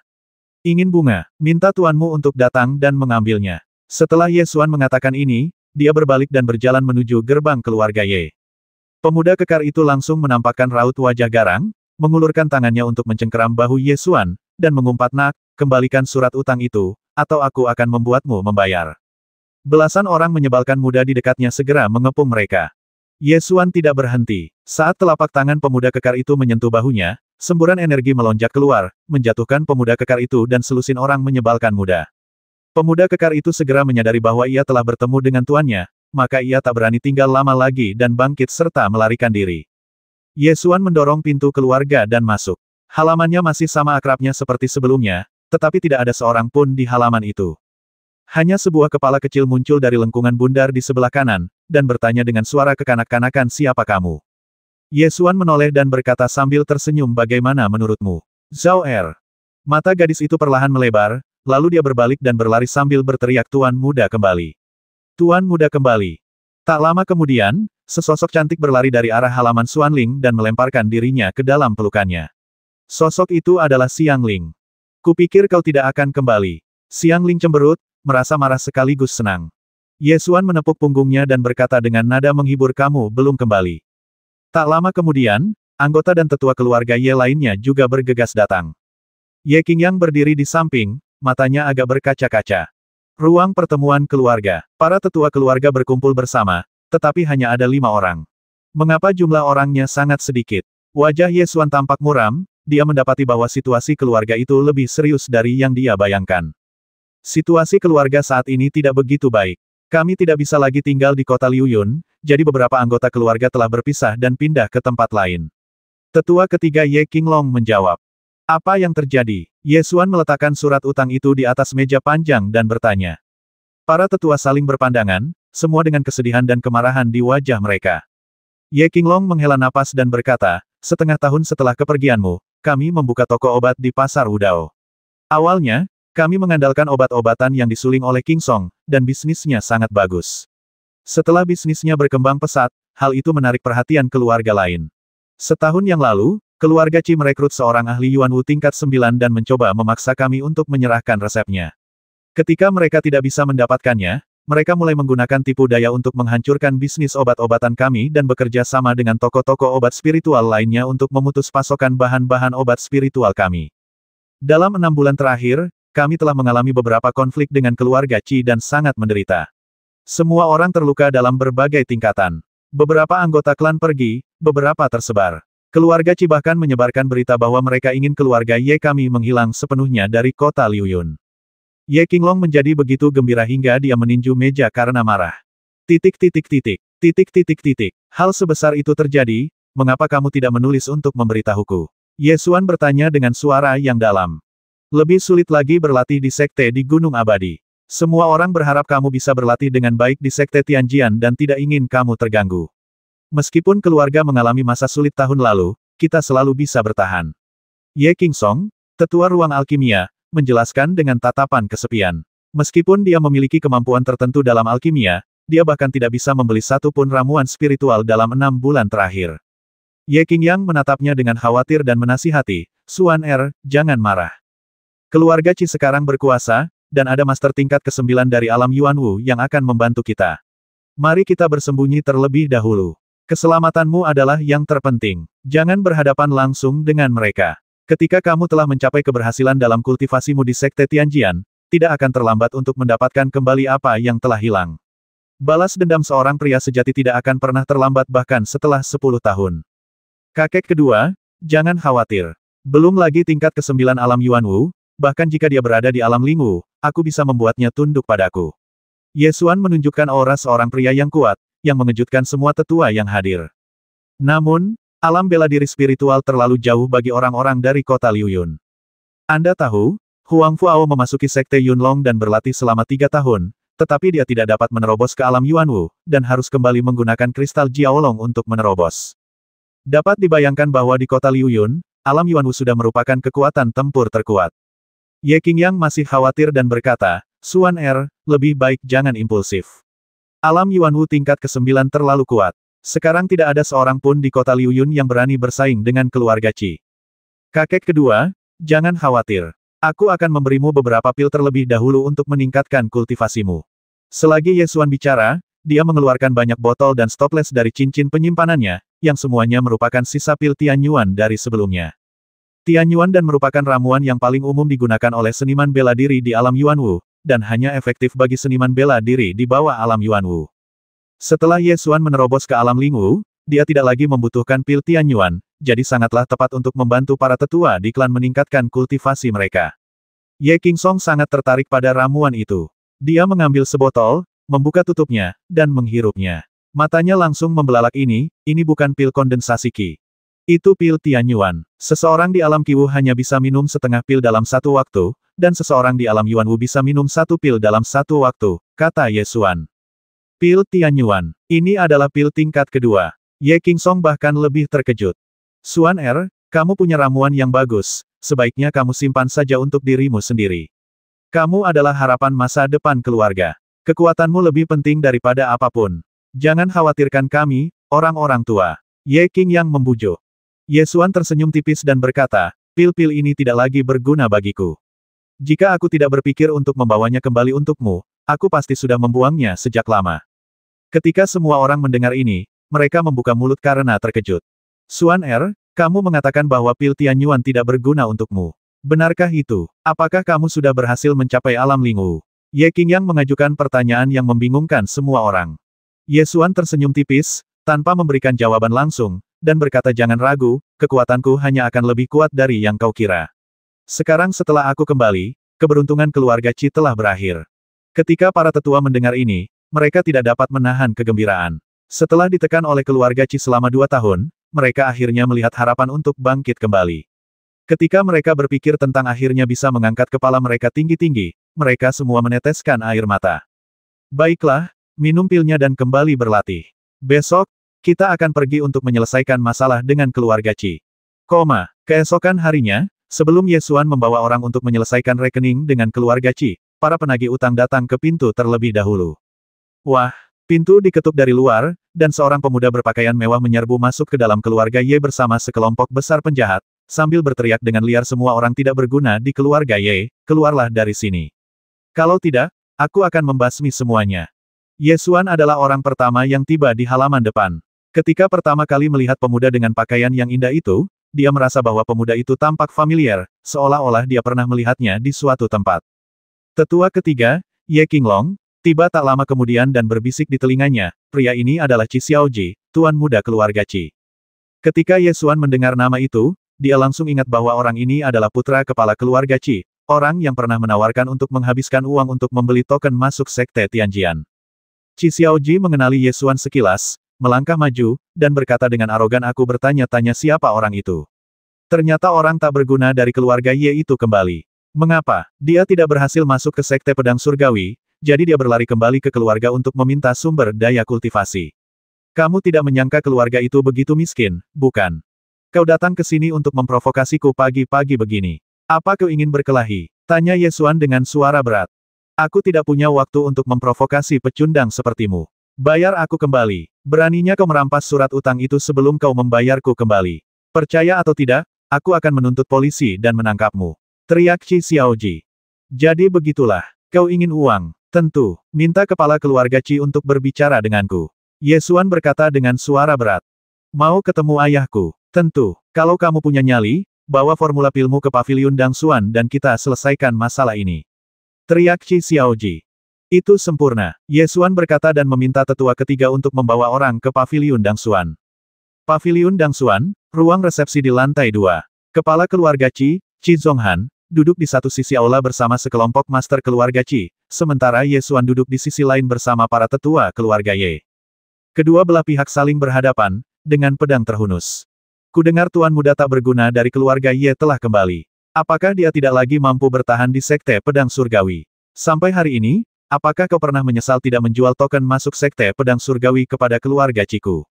Jika kau bersedia menjualnya, keluarga Ciku tidak akan membiarkan keluarga Ye-mu jatuh ke dalam situasi ini karena rasa hormat. Sayangnya, sudah terlambat untuk menyesal sekarang. Qi Zonghan membanting meja dan berteriak, bayar kembali uangnya atau serahkan surat utangnya, atau aku akan menghabisi seluruh keluargamu, Ye. Ye Xuan mengeluarkan surat utang itu dan menghancurkannya berkeping-keping dengan jentikan jarinya. Dia berkata dengan tenang, surat utang itu sudah tidak ada lagi. Jika kamu ingin melakukan sesuatu, lakukan saja. Mata Qi Zonghan berkilat ganas, dan dia berteriak, nak, kau sedang mencari kematian. Percaya atau tidak, aku akan mengundang para ahli bela diri sekarang juga untuk menghajar kalian, makhluk-makhluk rendahan, hingga bertekuk lutut dan memohon belas kasihan. Menghadapi tekanan Qi Zonghan, Ye Xuan tidak merasakan tekanan sedikit pun ada berapa banyak master. Akan lebih baik untuk memanggil mereka semua sehingga aku bisa menghadapi mereka semua sekaligus. Karena kamu begitu sombong, apakah kamu berani naik ke panggung hidup dan mati? Mata Qi Zonghan bersinar dengan cahaya yang ganas, dan dia memaksa. Tahap hidup dan mati, arena seni bela diri, terserah kamu untuk memilih. Jika kamu masih merasa itu tidak cukup memuaskan, pertarungan sampai mati dengan seluruh klan juga tidak apa-apa. Ye Xuan menghadapinya dengan momentum yang kuat. Kau sedang mencari kematian. Qi Zonghan mengangkat tangannya dan memerintahkan, seseorang, cepat panggil kakak Gao. Bersihkan semua sampah ini. Seorang prajurit dari keluarga Qi setuju dan segera keluar untuk meminta bantuan. Situasinya tiba-tiba menjadi tegang. Ye Qingyang mengulurkan tangan dan menekan bahu Ye Xuan, mengingatkannya hati-hati dalam segala hal, dan lindungi dirimu sendiri terlebih dahulu. Jangan khawatir, aku pernah melihat badai yang jauh lebih besar dari ini. Kota Liuyun hanyalah kolam ikan kecil bagiku sekarang. Ye Xuan menepuk tangan Ye Qingyang, menyuruhnya untuk tenang. Segera, anak buah Qi datang dan melaporkan pahlawan Gao ada di sini. Titik. Qi Zonghan segera mengangkat kepalanya dan tertawa terbahak-bahak, pria yang aku undang berada di puncak tingkat ke-9 alam Yuanwu. Tidak ada seorang pun di kota Liuyun yang dapat mengalahkannya. Mulai hari ini, kalian semua sampah akan menjadi guk-guk tanpa rumah. Sambil berbicara, dia berbalik untuk menyambut pendatang baru itu. Saudara Gao, hari ini aku telah menemukanmu seorang lawan dari sekte besar.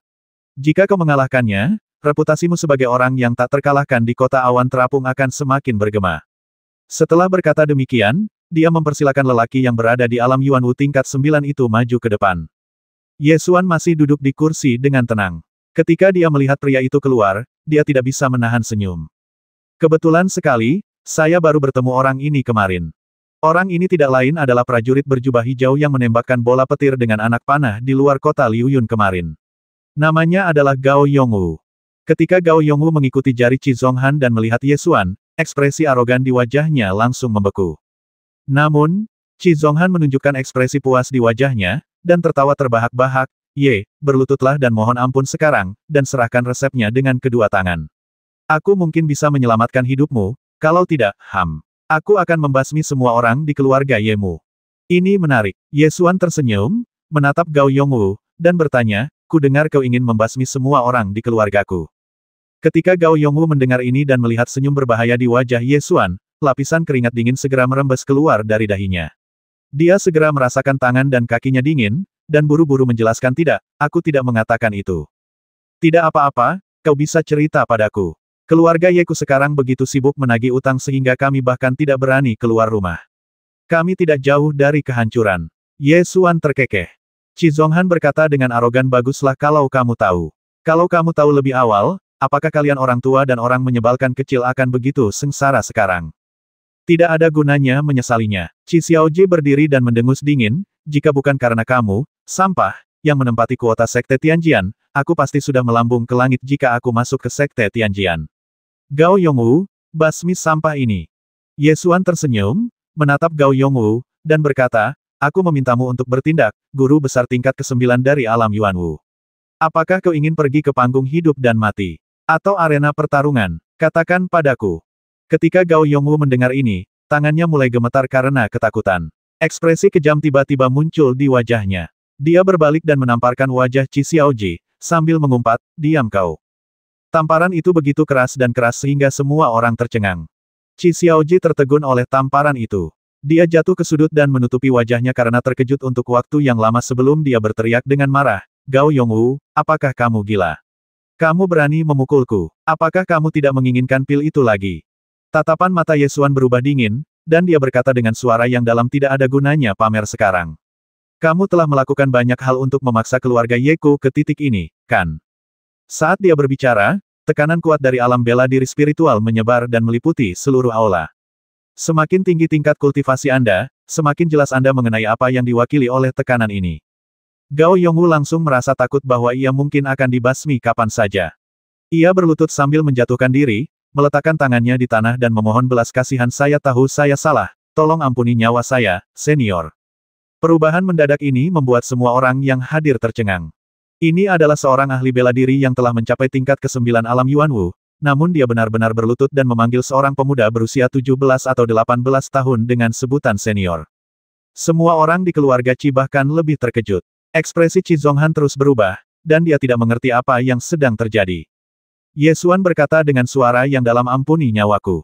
Itu mudah diucapkan. Anggota keluarga Yeku telah terluka dan tercerai-berai dalam 2 tahun terakhir. Bisakah kau mengampuni mereka hanya dengan sepatah kata belas kasihan? Butiran keringat menetes dari dahi Gao Yongwu dan dia berkata dengan suara gemetar, aku tidak menyakiti keluarga Ye. Keluarga Cilah yang melakukannya. Aku hanya seseorang yang mereka undang untuk menyerbu wilayah mereka. Jadi, aku tidak bisa menyalahkanmu, kan? Ye Xuan bertanya dengan suara dingin. Tidak, ini semua salahku. Aku akan menghukum diriku sendiri. Kata Gao Yongwu sambil mencabut belati, menggertakkan giginya, dan menusukkannya ke tulang rusuk kirinya. Ia mengerang dan darah menetes dari belati itu. Ketika orang-orang dari keluarga Qi melihat Gao Yongwu memutilasi dirinya sendiri, mereka semua menunjukkan ekspresi terkejut di wajah mereka. Qi Xiaoji mengumpat, Gao Yongwu, apakah kamu salah minum obat? Kamu benar-benar berlutut di hadapan sampah keluarga Ye yang terkenal itu. Gao Yongwu melotot ke arah Qi Xiaoji dari sudut matanya, merasa sangat marah. Jika bukan karena dorongan keluarga Qi, bagaimana mungkin dia menyinggung seorang kultivator alam bela diri spiritual? Matanya tenggelam, dan dia berkata kepada Ye Xuan dengan hormat, senior, tolong beri saya kesempatan untuk menebus dosa-dosa saya. Bagaimana kamu ingin menebus dosamu? Ye Xuan menatapnya dengan penuh minat. Gao Yongwu segera berdiri, berjalan mendekat, meraih Qi Xiaoji, berbalik dan berkata kepada Ye Xuan, orang tak berguna dari keluarga Qi ini telah menyakiti keluargamu. Aku akan menghancurkannya sekarang. Saat dia mengatakan itu, dia hendak mengambil tindakan. Mata Qi Zonghan membelalak dan dia berteriak, Gao Yongwu, kamu gila. Sebagai seorang pendekar alam Yuanwu, Gao Yongwu tahu betul betapa mengerikannya alam Lingwu. Sekarang setelah ia menyinggung seorang pendekar alam Lingwu, ia hanya bisa berusaha sekuat tenaga untuk menebus dosanya jika ia ingin selamat. Dia berteriak, mengangkat tangannya dan meninju lengan Qi Xiaoji. Patah. Ah! Tangan kanan Qi Xiaoji patah dan dia berteriak dengan menyedihkan. Gao Yongwu, beraninya kau menyerang anakku. Qi Zonghan meraung dan menerkam Gao Yongwu. Gao Yongwu meninju Qi Zonghan dengan punggung tangannya, dan meskipun ada belati yang tertancap di bahu kirinya, hal itu tidak memengaruhi kemampuan bertarungnya. Seperti yang dikatakan keluarga Qi, tingkat kultivasi Gao Yongwu di tingkat ke-9 alam Yuanwu membuatnya tak terkalahkan di kota Liuyun sebelum kemarin. Gao Yongwu menjatuhkan Qi Zonghan dengan pukulannya, lalu mengangkat kakinya dan menginjak kaki Qi Xiaoji, sehingga kakinya patah. Aduh! Qi Xiaoji menjerit dengan sedih, tidak lagi menunjukkan kesombongannya sebelumnya. Qi Zonghan menjadi sangat gila dan membentak Gao Yongwu, Gao, aku telah menyediakan makanan dan tempat tinggal untukmu, dan juga berjanji menyediakan ramuan yang kau butuhkan untuk berkultivasi, tapi kau malah menutup mata terhadap kebaikanku. Gao Yongwu berbalik dan menatap tajam ke arah Qi Zonghan, sambil mengumpat, dasar bodoh, kalian ingin membasmiku. Tahukah kalian berapa banyak kesulitan yang harus kulalui untuk berkultivasi ke tingkat ke-9 alam Yuanwu? Kalian ingin aku menantang orang-orang kuat di alam Lingwu dengan beberapa botol pil, apakah kalian pikir aku gila? Alam bela diri spiritual. Ketika semua orang di keluarga Qi mendengar 3 kata ini, mereka tercengang. Siapa yang ada di alam Lingwu? Qi Zonghan bertanya dengan heran dan ragu. Gao Yongwu mengumpat, apa perlunya kau menanyakan ini? Dasar bodoh. Semua orang di keluarga Qi tidak dapat menahan diri untuk tidak mengalihkan pandangan mereka ke pemuda yang tetap tenang dan kalem dari awal hingga akhir. Mereka semua memikirkan jawabannya di dalam hati, tetapi mereka tidak berani mempercayai bahwa itu benar. Dia, bagaimana dia bisa berada di alam bela diri spiritual? Tidak, tidak mungkin. Kamu pasti salah. Semua orang di keluarga Qi tidak percaya bahwa ini benar. Mereka telah menyinggung seorang pejuang spiritual. Gao Yongwu hanya ingin menyelamatkan hidupnya sekarang, jadi bagaimana dia bisa peduli dengan keterkejutan keluarga Qi? Setelah melumpuhkan tangan dan kaki Qi Xiaoji, dia menatap Ye Xuan. Melihat ekspresi Ye Xuan yang masih dingin, dia menjadi galak dan berkata dengan suara yang dalam, Senior, jika kamu masih tidak bisa menghilangkan amarahmu, maka aku akan mengambil tindakan dan menghancurkan keluarga Qi. Kamu biarkan aku melarikan diri dari kota Liuyun dan tidak pernah kembali. Jika seseorang dapat menyelamatkan hidupnya dengan menghancurkan keluarga Qi, harga ini sepenuhnya dapat diterima oleh seorang pejuang di alam Yuanwu tingkat ke-9. Ye Xuan mengangkat alisnya dan berpikir ini adalah ide bagus. Gao Yongwu melihat bahwa Ye Xuan tertarik dan tidak ingin keadaan menjadi lebih buruk, jadi dia berbalik untuk melihat Qi Zonghan dan ingin segera mengambil tindakan. Ketika Qi Zonghan melihat cahaya pembasmi di mata Gao Yongwu, hatinya bergetar dan dia langsung diliputi rasa takut akan kematian. Dia tidak bisa mengerti seberapa keras pun dia berusaha. Jelas dialah yang merekrut seorang master alam Yuanwu, yang awalnya digunakan untuk berurusan dengan keluarga Ye, tetapi sekarang dia tiba-tiba berbalik melawan mereka dan ingin menghancurkan keluarga Qi. Tidak, Gao Yongwu, apa yang akan kau lakukan? Kau, Qi Zonghan tampak ketakutan. Gao Yongwu berjalan mendekat, mencengkeram lehernya dan mengangkatnya, mencekik kata-katanya di tenggorokannya. Tidak, Qi Zonghan meronta dan memohon belas kasihan, keluarga Qi harus membayar kompensasi, dan toko obat harus dikembalikan ke keluarga Ye. Melihat Ye Xuan nampaknya tertarik untuk bergerak, Gao Yongwu tidak langsung membasmi Qi Zonghan. Qi Zonghan segera melepaskan diri, berlutut dan memohon belas kasihan, keluarga Qi kami bersedia membayar ganti rugi sebesar 10 juta tael perak. Kami juga akan mengembalikan toko obat dan toko baru di pasar seni bela diri. Toko obat yang dibuka oleh keluarga Ye di pasar seni bela diri diduduki secara paksa oleh keluarga Qi dengan alasan tunggakan. Keluarga Yeku bukanlah perampok, tetapi siapapun yang mengambil sesuatu dariku harus mengembalikannya kepadaku. Berikan aku surat tanah itu, kata Ye Xuan dengan suara yang dalam. Akta kepemilikannya ada di tangan keluarga, saya harus kembali dan mengambilnya, kata Qi Zonghan. Ye Xuan melambaikan tangannya dan memintanya untuk kembali dan mengambilnya. Qi Zonghan segera bangkit dan menggendong Qi Xiaoji kembali dengan dalih mengobati lukanya. Setelah kembali ke tanah keluarga Qi, Qi Xiaoji sedang berbaring di atas tandu, dan berkata dengan nada penuh kebencian, ayah, apakah kamu benar-benar akan membayar 10 juta kepada sampah keluarga yaitu kompensasi? Aku mungkin juga akan membayarnya 10 juta untuk nyawa mereka. Setelah Qi Zonghan lolos dari bahaya, dia segera kembali ke sifat jahatnya, mengeluarkan 10 juta tael perak, dan pergi untuk menyewa tim serangan api paviliun pembasmi darah. Seperempat jam setelah Qi Zonghan pergi, tiba-tiba sebuah anak panah berapi melesat ke aula dari gedung tinggi di seberang dan mengenai pilar. Api menyebar dari anak panah itu dan membakar pilar itu. Hati-hati. Segera setelah itu, kawanan panah api yang lebat datang satu demi satu, melesat ke seluruh aula paviliun Dangxuan, seolah-olah hendak membakar seluruh paviliun Dangxuan.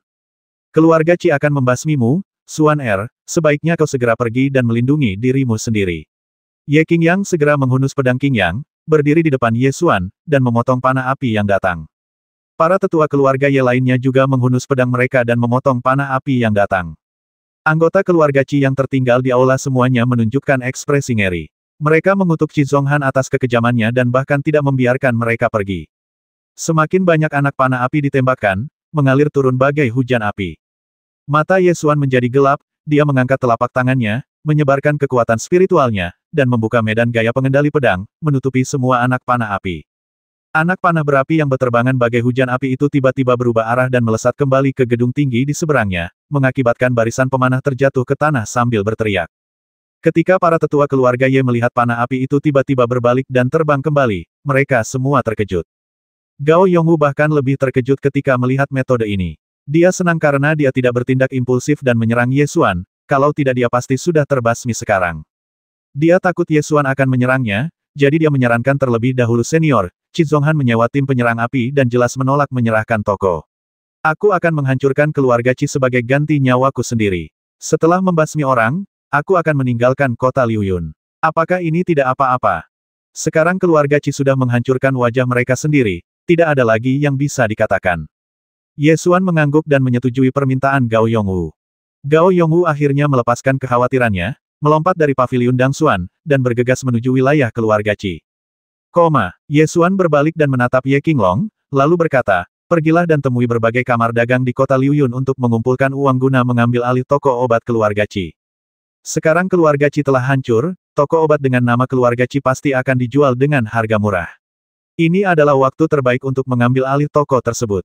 Jika Anda lambat bertindak, toko-toko ini akan dilelang oleh kota Liuyun, dan harganya akan naik beberapa kali lipat. Baiklah, saya akan segera melakukannya. Ye Qinglong mengambil pesanan itu dan keluar. Ye Xuan menatap Ye Qingsong lagi dan berkata, kumpulkan semua kamar dagang di kota Liuyun yang berurusan dengan bahan obat spiritual untuk membahas pembelian bahan obat spiritual. Tapi sekarang, tidak ada satupun toko di kota Liuyun yang bersedia menjual ramuan spiritual kepada kita. Ye Qingsong biasanya hanya tahu cara membuat pil dan tidak tahu banyak tentang bisnis. Jangan khawatir, begitu berita kematian keluarga Qi tersebar, toko-toko itu akan berbondong-bondong menjual ramuan spiritual dengan harga murah. Kata Ye Xuan. Aku mengerti. Aku akan segera melakukannya. Ye Qingsong segera berlari dengan gembira untuk membeli ramuan spiritual.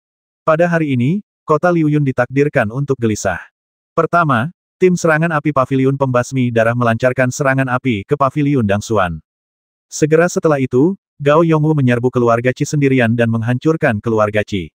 Anehnya, seluruh kota Liuyun tahu bahwa Gao Yongwu adalah ahli alam Yuanwu tingkat 9 yang direkrut oleh keluarga Qi.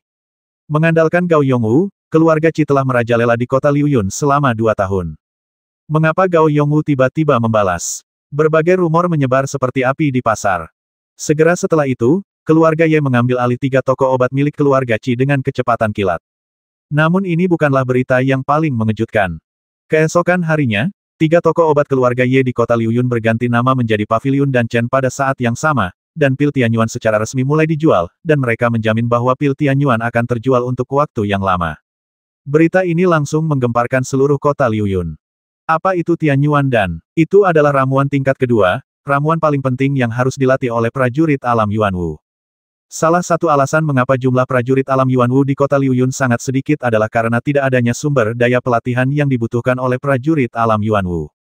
Oleh karena itu, para pendekar yang ingin lebih maju dalam seni bela diri akan memilih meninggalkan kota Liuyun setelah menerobos ke alam Yuanwu dan pergi ke kota-kota besar seperti kota Tianxiao untuk mencari peluang peningkatan.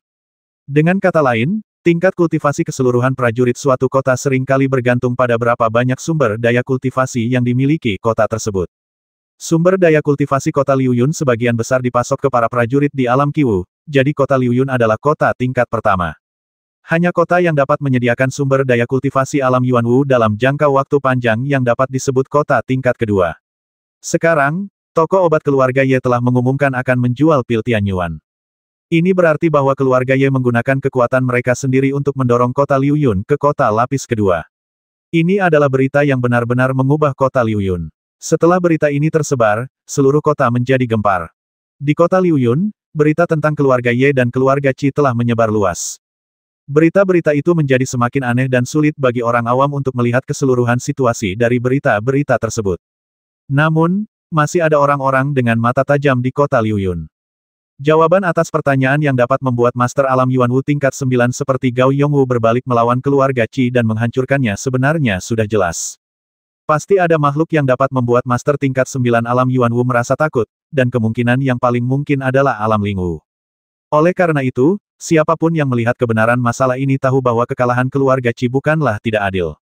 Toko obat keluarga Ye mengumumkan penjualan pil Tianyuan, yang berarti keluarga Ye akan bangkit di kota Liuyun dan berdiri di puncak kota Liuyun dengan cara yang tak terhentikan. Bangkitnya keluarga seni bela diri yang mampu mendorong kota Liuyun menjadi kota lapis kedua tidak dapat dihentikan oleh kekuatan manusia. Jika ada yang mau ikut campur, maka orang itu akan langsung menjadi musuh umum semua aliran bela diri di kota Liuyun. Ini adalah kecenderungan umum, dan siapapun yang mencoba menghentikannya akan berakhir hancur berkeping-keping. Ye Xuan memodifikasi resep pil Tianyuan berdasarkan bahan obat spiritual umum di kota Liuyun. Ramuan spiritual yang dibutuhkan untuk resep pil yang direvisi semuanya dapat dibeli di kota Liuyun. Namun, formula pil yang dimodifikasi menggunakan ramuan spiritual dengan khasiat obat yang jauh lebih lemah, sehingga sulit untuk memurnikan pil Tianyuan berkualitas tinggi. Untungnya, tingkat keberhasilan pil tidak turun banyak. Ye Qingsong memang sangat gigih dalam memurnikan ramuan. Setelah mendapatkan resepnya, ia memurnikannya selama 3 hari 3 malam. Ia akhirnya menguasai metode pemurnian pil Tianyuan dan berhasil memurnikan pil Tianyuan tingkat rendah. Pil Tianyuan adalah pil tingkat kedua. Siapapun yang dapat memproduksi pil tingkat kedua secara stabil adalah seorang alkemis tingkat kedua. Setelah Ye Xuan memberikan beberapa petunjuk tentang teknik alkimia Ye Qingsong, dia menyerahkan sepenuhnya masalah alkimia kepadanya. Setelah menyelesaikan semua ini, Ye Xuan akhirnya bisa kembali ke halaman Xuanling untuk beristirahat. Di halaman Xuanling, Xiang Ling sedang menyuapi Lei Qiyu dengan daging kering. Ketika dia melihat Ye Xuan datang, dia terkekeh dan berkata, apakah Lei Ying ini benar-benar telur yang kita taruh di kandang ayam untuk dirami sebelumnya? Telur itulah yang sekarang disebut bola petir. Ye Xuan berbaring di kursi malas dan meregangkan tubuhnya dengan nyaman. Bentuknya bulat, benar-benar seperti bola. Apakah kamu membuatnya terlalu bulat? Xiang Ling mengusap bulu Lei Qiyu dan sangat menyukainya. Lalu mengapa kamu tidak memberinya makan? Ye Xuan berkata sambil tersenyum.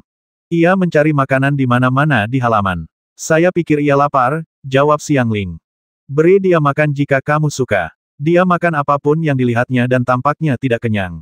Ye Xuan mengeluarkan sebuah cincin penyimpanan dan meletakkannya di tangan gadis kecil itu, sambil berkata ambillah cincin penyimpanan ini. Ada beberapa pil Tianyuan berkualitas tinggi di dalamnya, yang cocok untukmu meningkatkan kultivasimu. Cincin penyimpanan. Ini sangat berharga, kamu bisa menyimpannya sendiri. Xiang Ling agak enggan menggunakannya. Aku punya tempat yang lebih besar, yang kuberikan padamu. Ada juga beberapa rahasia seni bela diri dan harta karun tingkat rendah di dalamnya. Kau dapat menggunakannya sesuai keinginanmu. Ye Xuan sekarang menggunakan cincin penyimpanan tingkat tinggi milik Xuanming dan tidak memerlukan cincin tingkat rendah ini. Setelah Xiang Ling mempelajari cara menggunakan cincin penyimpanan, dia mulai mengatur barang-barang di dalam cincin penyimpanan dan menaruh setiap barang dengan rapi pada tempatnya. Sejak pil Tianyuan mulai dijual, toko pil milik keluarga Ye telah menguasai sebagian besar bisnis pil di kota Liuyun dalam beberapa hari. Di kota Liuyun, bisnis Tianyuan dan sepenuhnya dimonopoli, itu hanyalah harta karun, dan tidak butuh waktu lama untuk melunasi hutang luar negeri keluarga yang telah terutang dalam 2 tahun terakhir. Siang hari itu, Ye Qingyang datang sambil membawa sebuah daftar dan berkata, Xuan keluarga ini mampu bertahan selama 2 tahun ini berkat bantuan beberapa keluarga dan kamar dagang. Sekarang setelah kami menjalani kehidupan yang baik, saya ingin memberikan beberapa hadiah sebagai ucapan terima kasih kepada teman-teman ini atas bantuan mereka. Itu tugasku. Sekarang, sudah sangat baik jika kau bisa menahan diri untuk tidak menambah penghinaan pada luka. Siapapun yang bisa membantu seseorang yang membutuhkan layak untuk berteman. Ye Xuan mengangguk. Ini daftar hadiahnya. Coba lihat dan lihat apakah ada yang perlu kamu tambahkan. Ye Qingyang menyerahkan daftar hadiah itu kepada Ye Xuan. Ye Xuan tidak terlalu peduli, mendorong kembali daftar hadiah itu, dan berkata, kamu tidak perlu bertanya kepadaku tentang hal-hal ini, kakek kedua, buat saja keputusan. Baiklah. Ye Qingyang hendak menyimpan daftar hadiahnya. Ye Xuan tiba-tiba melirik nama di daftar hadiah, Ling Zenan. Ling Zenan adalah kepala keluarga Ling di Huangcheng, dan ayah dari Ling Feishuang. Ye Xuan segera mengerutkan kening dan bertanya mengapa ada keluarga Ling. Oh, terima kasih atas bantuan keluarga Ling selama 2 tahun terakhir. Keluarga Qi tidak berani bersikap begitu terang-terangan, kalau tidak, keluarga Ye kita pasti sudah runtuh sejak lama. Ye Qingyang sangat emosional ketika berbicara tentang 2 tahun terakhir. Ia melanjutkan, setelah keluarga Qi menduduki toko obat kami tidak dapat menjual obat-obatan kami. Kepala keluarga Ling bahkan datang ke sini secara langsung untuk mengangkut obat-obatan ke kota Phoenix untuk dijual. Kemudian, keluarga Qi bahkan memutus jalur pembelian tanaman obat spiritual kami. Kepala keluarga Ling juga mengangkut 2 tumpukan tanaman obat spiritual dari kota Phoenix, tetapi dia terluka parah dalam perjalanan kembali ke kota Phoenix, dan dia tidak dapat merawat kami lagi setelah itu. Ling Zenan terluka. Kapan itu terjadi? Ye Xuan mengerutkan kening. Kejadiannya sudah lebih dari setengah tahun yang lalu. Setelah kepala keluarga Ling terluka, dia tidak bisa lagi mengurus kita. Keluarga Qi menjadi semakin tidak bermoral, memaksa anggota klan untuk pergi dan bubar. Ye Qingyang menghela napas. Kami dan keluarga Ling tidak. Ye Xuan memikirkan dendam antara dirinya dan Ling Feishuang, dan berpikir bahwa bahkan jika kedua keluarga itu tidak menjadi musuh, mereka setidaknya tidak boleh memiliki kontak satu sama lain sampai mereka meninggal. Xuan Ling Zenan dan ayahmu adalah sahabat karib. Sebenarnya, hubungan antara kedua keluarga kita selalu baik. Hanya saja keponakan dari keluarga Ling bertindak sendiri. Ketika Ling Zenan mengetahui hal ini, dia sangat marah dan datang untuk meminta maaf. Namun, keponakan dari keluarga Ling menjadi murid sejati Sekte Piao Miao, dan Ling Zenan tidak dapat berbuat apa-apa. Ye Qingyang menjelaskan. Baiklah, aku mengerti. Cedera apa yang diderita Ling Zenan? Tanya Ye Xuan. Kudengar itu adalah luka dalam, dan lukanya serius. Kami mengundang banyak tabib terkenal, tetapi tidak ada satupun yang bisa menyembuhkannya. Dia hanya bisa tetap hidup dengan menggunakan obat berharga dari Sekte Piao Miao. Jawab Ye Qingyang.